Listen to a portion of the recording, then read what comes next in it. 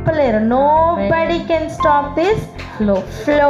హల్లెలూయా, హల్లెలూయా.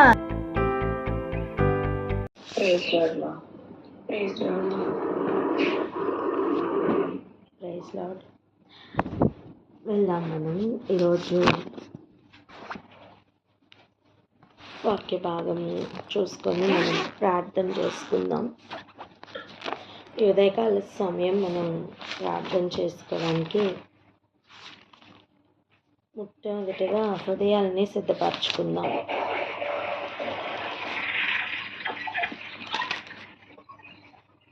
మొట్టమొదటిగా మనం మనల్ని సిద్ధపరచుకుందాం. చూడండి, ప్రకటన గ్రంథం 13వ అధ్యాయం మనం ధ్యానించుకుంటున్నాం కదా. ఈరోజు డైరెక్ట్గా అదే అధ్యాయానికి వెళ్దాం రండి. ప్రకటన గ్రంథం 13వ అధ్యాయం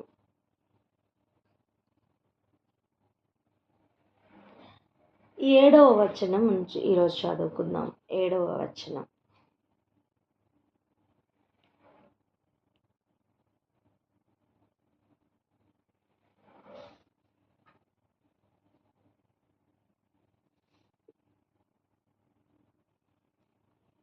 ప్రకటన గ్రంథం 13వ అధ్యాయము 7వ వచనం.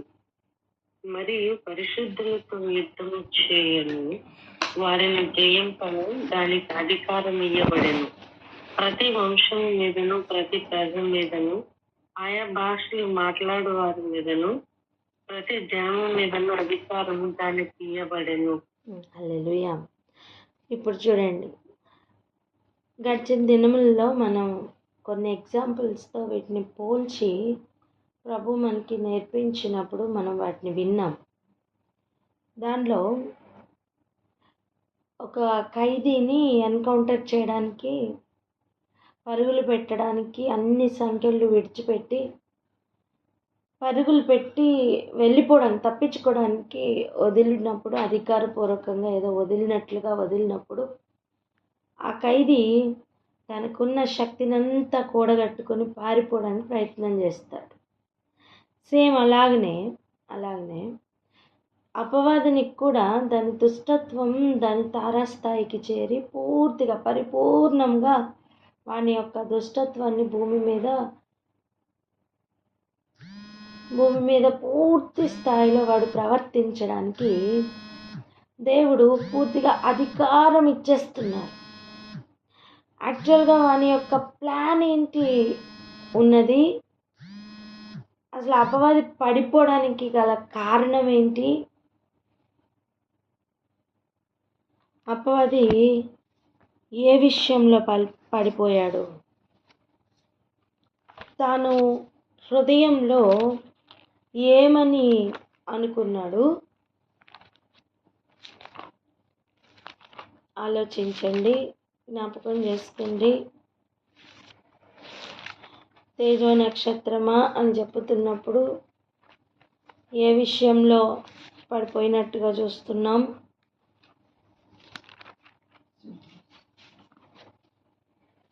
చెప్పరే.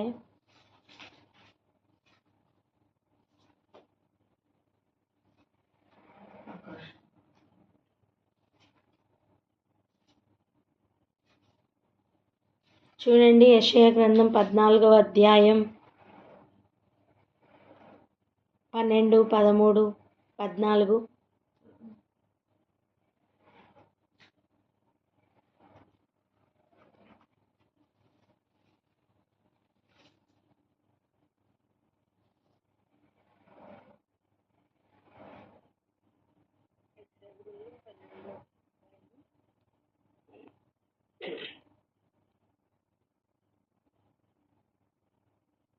చదవండి.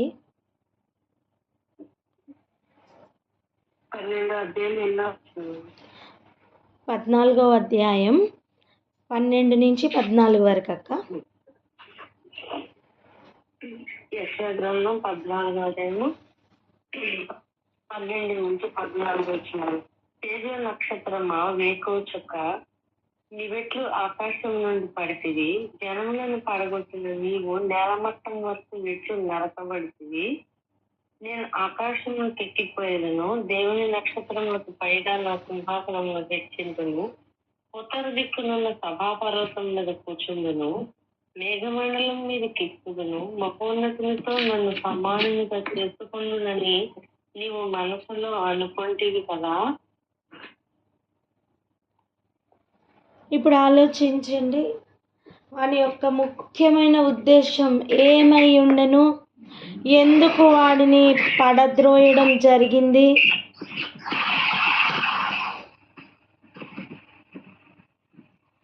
ఎందుకు వాణ్ణిని పడద్రోయడం జరిగింది?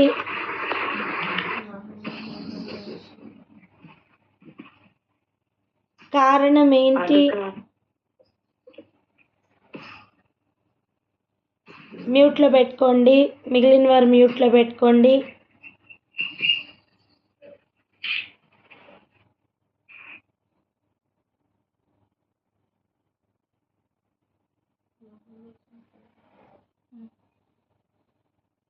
కుడ్ నాట్ మ్యూట్ హర్ అంట. ఆలోచిద్దాం, ఏమని ఆలోచిస్తున్నాడు అపవాది యొక్క ఆలోచన ఏమైంది? ఉత్తర దిక్కునున్న సభాపర్వతం మీద కూర్చుంటాను, మేఘమండలం మీదకి ఎక్కుతాను. అంటే ఉత్తర దిక్కున ఉన్న సభాపర్వతం అంటే ఇది ఏంటి? ఈ ఉత్తర దిక్కునున్న సభ కొరకు నియమించిన ఒక పర్వతమే ఉందండి. అంటే అంత పెద్ద సభ జరుగుతుంది. ఎందుకు మరి? దేవదూతలు అందరూ రావాలి కదా, దేవదూతలు అందరూ సభకి రావాలి కదా. ఏంటి, ఉత్తర దిక్కున సభలు జరుగుతాయా? అవును. మరి దేవదూతలందరూ యెహోవా సన్నిధిని కనబడడానికి ఒక దినం తటస్థించెను. అప్పుడు అపవాది కూడా భూమి మీద నుండి ఇటు అటు తిరుగుతూ వెళ్ళెను అని ఉంది కదా. ఎక్కడికి వెళ్ళెను? ఈ సభాపర్వతమునకు వెళ్ళెను. ఆ సభాపర్వతంలో యెహోవా దేవునితో ఒక డిస్కషన్ చేస్తున్నాడు. ఎవరి గురించి? యోబు గురించి. దేవుడే యోబు గురించి తనను అడిగినట్టుగా మనం చూసాం. కానీ ఈ సభాపర్వతం మీద దీన్ని సరిగా మనం పోల్చుకొని అర్థం చేసుకోవడానికి, ఇండియాలో పార్లమెంట్ ఉంది కదా, దానికి అందరూ ఎలా అయినా వెళ్ళడానికి కాదు. ఒక్కొక్క ప్రాంతం నుండి, మేరీ సిస్టర్ మీరు మ్యూట్లో పెట్టుకోవాలి. చూడండి, ఒక్కొక్క ప్రాంతం నుండి ఒక్కొక్క రిప్రజెంటేటివ్ ఎవరు అక్కడ జయించారో వాళ్ళు అక్కడికి వెళ్తారు. ఏ నియోజకవర్గంలో ఎవరు జయం పొందారో వాళ్ళకే ఈ పార్లమెంట్లోనికి ఎంట్రీ. లాస్ట్ ఇయర్ లేదా లాస్ట్ టైం ఓడిపోయారు, ఈ టైం జయించారు, వెళ్ళొచ్చు. లాస్ట్ టైం జయించారు, ఈ టైం ఓడిపోయారు, వాళ్ళు వెళ్ళడానికి లేదు. అవునా? అలా ప్రతి ప్రాంతంలోని ఎవరైతే రిప్రజెంటేటివ్గా గెలిచారో వాళ్ళు అక్కడికి వెళ్ళడం అవకాశం ఉంది. అంటే సభాపర్వతానికి వెళ్ళడానికి కూడా ఒక జయం కావాలి. మనకి చదువుకునే కాలంలో లోక్సభ, రాజ్యసభ వాటి గురించి మనం చదువుకున్నాం కనుక మనం అర్థం చేసుకోవడం చాలా ఈజీ. మనం అక్కడికి వెళ్ళిన అనుభవం లేదు, కానీ టీవీలో, న్యూస్లో, యూట్యూబ్లో చూసిన అనుభవం ఉంది కదా. అలా దేవదూతలు కూడా అందరూ సమావేశమై రాజ్యముల గురించి డిస్కషన్ జరుగుతున్న ఏరియా ఈ సభాపర్వతం. ఇది అఫీషియల్ మీటింగ్స్ జరుగుతున్న ఏరియా. అక్కడ నక్షత్రములకు పైగా సింహాసనం వేసుకోవడానికి ప్రయత్నం, అనుకోవడం మాత్రమే.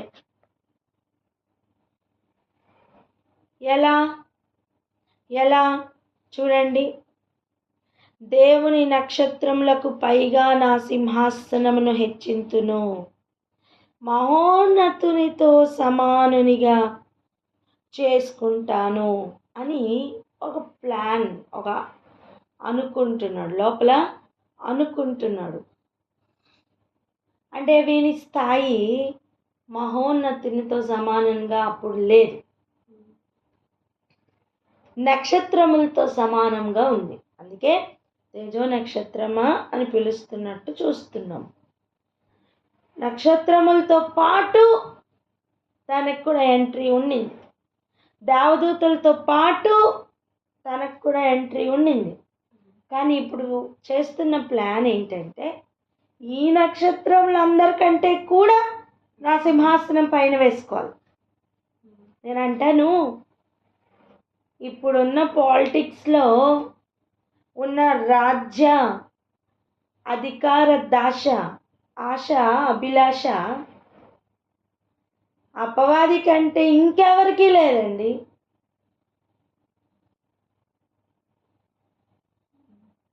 సింహాసనం కొరకైన ఆశ, సీట్ కావాలి అనే ఆశ.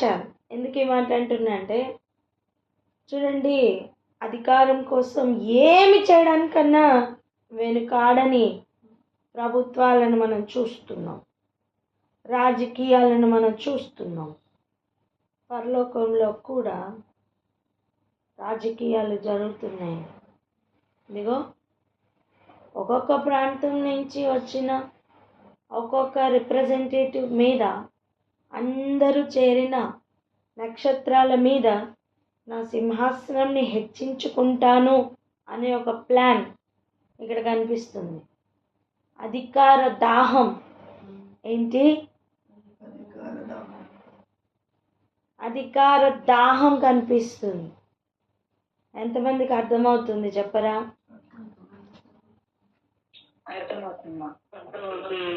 హల్లెలూయా, హల్లెలూయా. అధికార దాహం కనిపిస్తుంది. ఈ ఆలోచన దేవుడు సభాపర్వతం మీద జరగనివ్వలేదు. మనస్సులో అలా అనుకోగానే జరిగిన కార్యం 15వ వచనం చూడండి. నీవు పాతాళమునకు, నరకంలో ఒక మూలకు త్రోయబడితివే. ఆ స్థితిలోనికి వెళ్తున్నట్టుగా మనం చూస్తున్నాం. కానీ ఇప్పుడు భూమి మీద ఆ అధికారం లేదా తన మనసులో ఉన్న ప్రతి దుష్ట ఆలోచన, తృష్ణకి దేవుడు విడిచిపెడుతున్నారు.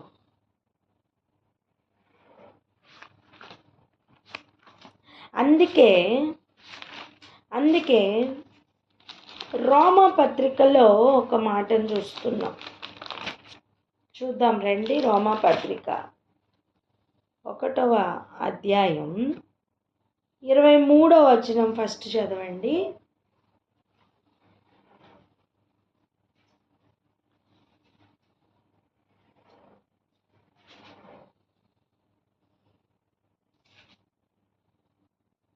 రోమా పత్రిక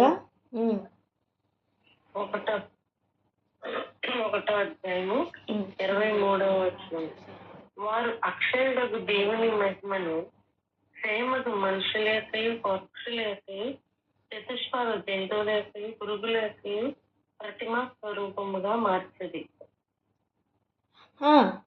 చూడండి, దేవునికి ఇవ్వవలసిన మహిమ కొన్ని ప్రతిమలకు ఇస్తున్న సమయం కనిపిస్తుంది మనకి. కొన్ని ప్రతిమలకు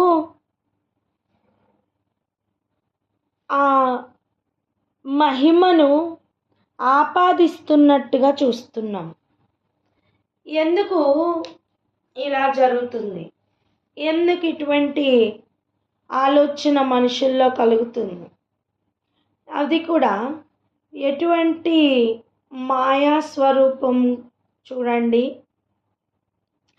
మనుష్యుల యొక్క, పక్షుల యొక్క, చతుష్పాద జంతువులు అంటే 4 కాళ్ళు ఉన్న జంతువులు, పురుగులు, ఈ పాకే పురుగుల్లో అన్ని జాతుల మిగిలినవన్నీ అందులోకి వచ్చేస్తాయి.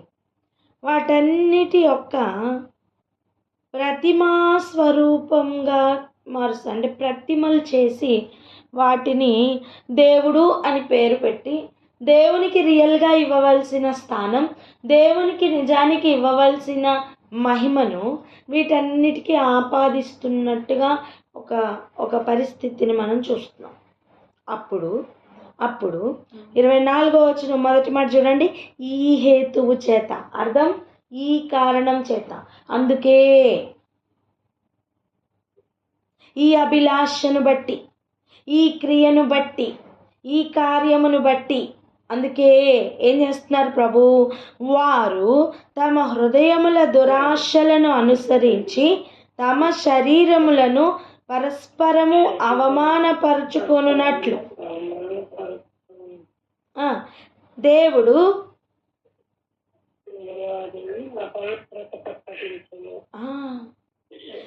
ఆ లైన్ అండర్లైన్ చేసుకోండి.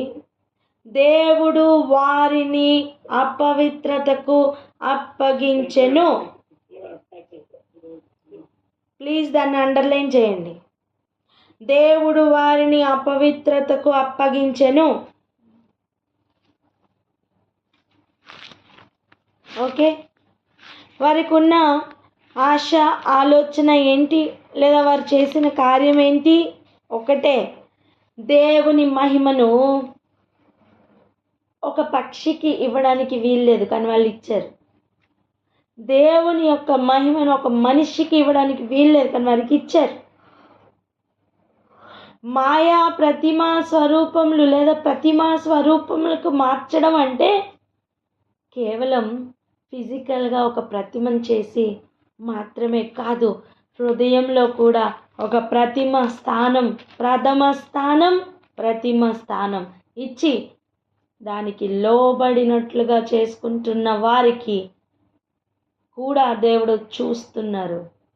ఒక్కొక్క హృదయంలో దేవుని కంటే ఎక్కువగా దేనికైనా సింహాసనం వేస్తే అది దేవుడు సహించలేని ఒక క్రియ. దేవుని కంటే అగ్రస్థానం ఇస్తున్నది ఏదైనా, లేదా దేవుని కంటే అగ్రస్థానం తీసుకుంటున్న ఏ విషయమైనా ప్రతిమతో సమానమే.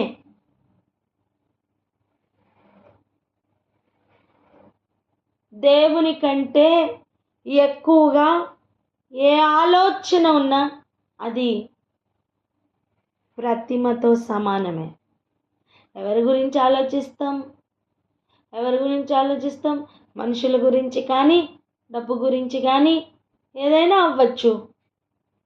దేవుని కంటే ఎక్కువగా ఇస్తున్న ఆలోచనలో కానీ అగ్రస్థానం దేవుని కంటే ఎక్కువ ఇస్తున్న పరిస్థితి ఏది ఉన్నా దేవునికి ఇష్టం లేదు. అట్టి వారిని దేవుడు అపవిత్రతకి అప్పగిస్తారు, విడిచిపెడుతున్నట్టుగా చూస్తున్నాం. ఇప్పుడు చూడండి, ప్రకటన గ్రంథం 18వ అధ్యాయం 2వ వచనంలో ఏం చూస్తున్నాం? అది దెయ్యములకు నివాస స్థలమును, అక్కడి నుంచి చదవండి. అది దెయ్యములకు నివాస స్థలమును, ప్రతి అపవిత్రతకు ఉలికి పట్టును, అపవిత్రమును అసహ్యము అయిన ప్రతి పక్షికి ఉలికి పట్టును ఆయన. అది అంటే ఇది ఎవరు? మహాబబులోన్.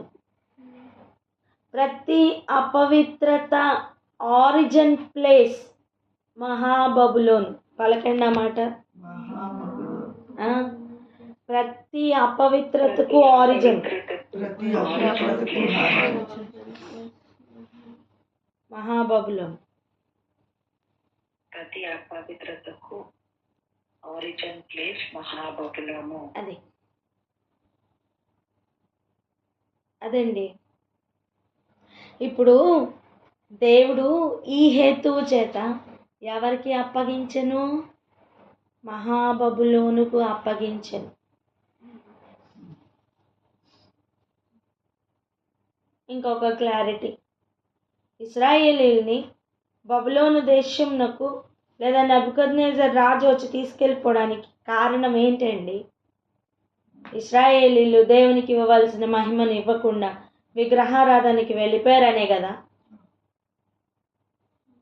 ఏది చేయొద్దంటే అది చేస్తున్నారనే కదా. ఆ రోజు ఇక రోమాలో రాస్తున్న ఆ వాక్యం, ఇక ప్రకటన గ్రంథంలో చూస్తున్న ఆ వాక్యం అన్నీ కూడా దేవునికి మొదటి నుంచి కూడా ఇష్టం లేని ఒక తత్వం.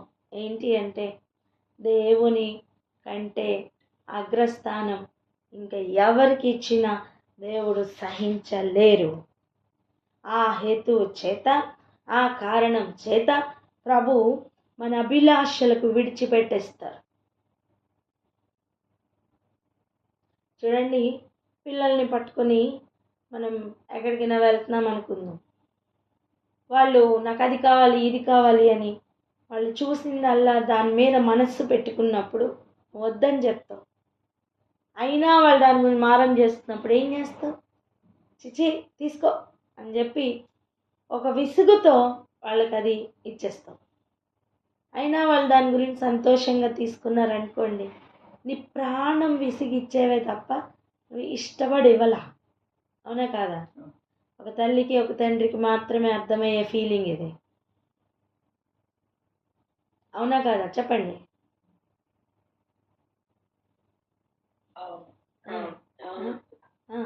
అదే విధంగా ఎగ్జాక్ట్గా అదే విధంగా దేవుని మాటకు లోబడకుండా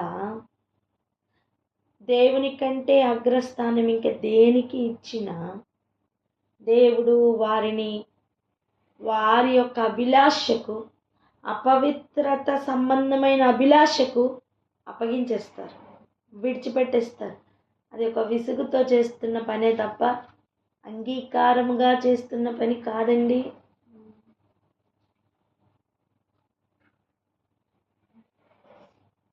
వాళ్ళు ఎలా అయిపోతారో తెలుసా? వాళ్ళు ఇక ఎలా అయిపోతారో కూడా చూద్దాం. 25వ వచనం దయచేసి చదివి పెట్టండి. రోమాపత్రిక 1:25. రోమపత్రిక 1:25 వచనం. అట్టి వారు దేవుని సత్యమును అసత్యమునకు మార్చి సృష్టికర్తకు ప్రతిగా దుష్టమును పూజించి సేవించిరి. యుగముల వరకు ఆయన స్తోత్రార్పడై ఉన్నాడు. ఆమేన్. చూసారా? ముఖ్యంగా జరిగిన కార్యం ఎట్టివారు ఆయన మహిమను వేరే వారికి ఆపాదించిన వారు, దేవుని సత్యమును అసత్యమునకు మార్చరట, అబద్ధమునకు ఇస్తున్నారు. ఏది సత్యమో దానికి హృదయం అగ్రపీఠం వేయాలి. వేయట్లేదా? అసత్యమునకు అగ్రపీఠం వేయడానికి దేవుడు విడిచిపెట్టేస్తారు. దీనినే మనం తెస్సలోనికీయులు రాసిన 2వ పత్రికలో 2వ అధ్యాయంలో మనం చదువుకున్నాం ఆ మాటలు. సత్యము అందరినీ కూడా దర్శించినట్టు ఎవరు దానిని తీసుకొని దాని ప్రకారం నడుస్తారో వారికి ఇక సత్యంలో ఒక ప్రయాణం ఉందని, ఎవరు దాన్ని తిరస్కరిస్తారో వారికి ఇక అబద్ధంతోనే ప్రయాణం ఉందని నేర్చుకున్నాం కదా. ఇది కూడా అదే ప్రయాణం. వారు ఏమవుతారట? సత్యమును అసత్యమునకు మారుస్తారు. ఏది సత్యం కాదో దానిని అనుసరిస్తారు. ఏమని? ఇదే సత్యమని. అది దౌర్భాగ్య స్థితి ఏంటి? అబద్ధమునే సత్యం అనుకుని నమ్ముట. అదండి దౌర్భాగ్యం. ఇంకొక యాంగిల్లో చెప్పిన, ఏది అపవిత్రమో దాని పవిత్రత అని ఫీల్ అవ్వడం.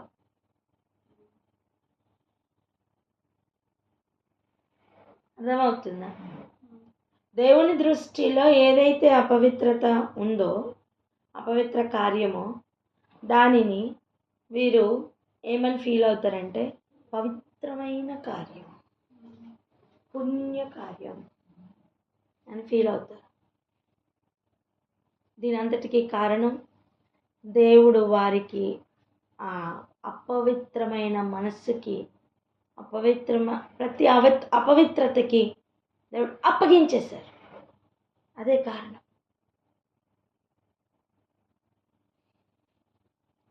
సృష్టికర్తకు ప్రతిగా సృష్టమును పూజించి సేవించిరి.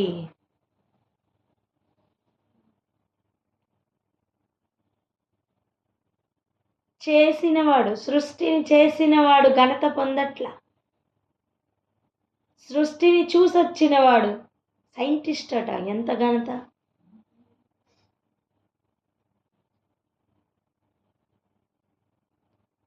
మార్స్ని చేసిన వానికి ఘనత రావట్లా,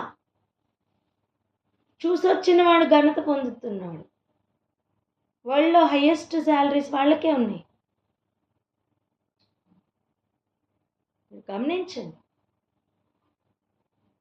చంద్రుణ్ణి 4వ రోజు చేసిన దేవునికి మహిమ రావట్లేదు.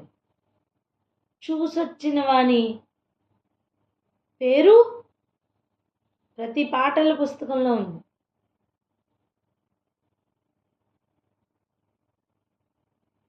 చూసొచ్చిన వాని పేరు చూసి అక్కడ ఇలా ఉంది ఇలా ఉందని చెప్తున్న వారు ఘనత పొందుతున్నారండి. ఇక చేసిన వానికి రావాల్సిన ఘనత చేయబడిన దానికి దొరుకుతుంది. ఇదంతా సత్యమును అసత్యమునకు మార్చుకోవడమే. అండ్ ఇదే గ్రేట్ అని ఫీల్ అవుతున్న ఒక ఫీలింగ్ ఉంది చూసారా? అది దేవుడు విడిచిపెట్టేస్తే వస్తున్న ఫీలింగ్.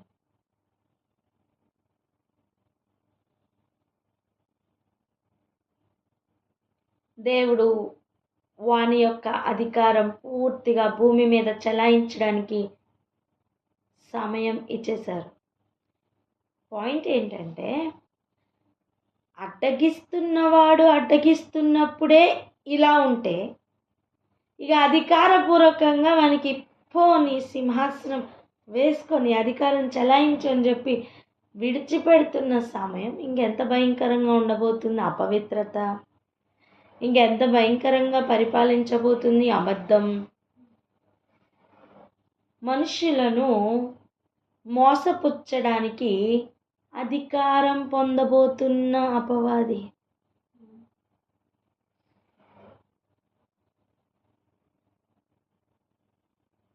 మన పనే అది.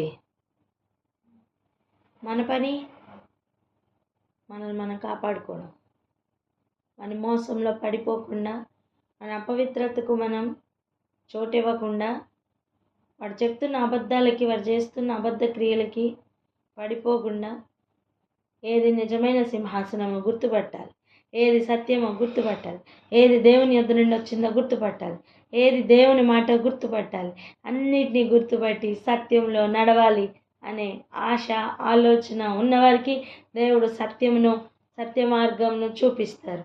ఎవరు ఏదైనా మార్గమే కదా అనుకుని పరిగెడుతున్న వారికి అసత్యమునే సత్యముగా అనుకునే అటువంటి మనస్సుకి విడిచిపెట్టేస్తారు. అప్పుడు మార్గమే కానీ గమ్యం అగోచరం.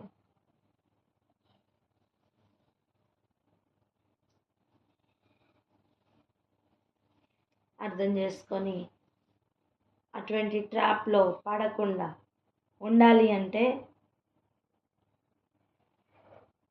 దేవుని స్థానం ఇంకెవరికి ఇవ్వద్దు. దేవునికి ఇచ్చిన అగ్రపీఠం ఇంకా దేనికి ఆక్రమించడానికి అవకాశం ఇవ్వద్దు. అట్టి తీర్మానంతో ప్రార్థన చేసుకుందాం. నీవు అలాంటి తీర్మానం తీసుకున్నప్పుడు నువ్వు పరిశుద్ధుడుగా మారుతావు. అప్పుడు అపవాది నీతో ఎలా పోరాడతాడో రేపు చూద్దాం. ఈ రోజుకి మనం ఇక్కడ ఆగి ప్రార్థనలోకి వెళ్దాం అక్క.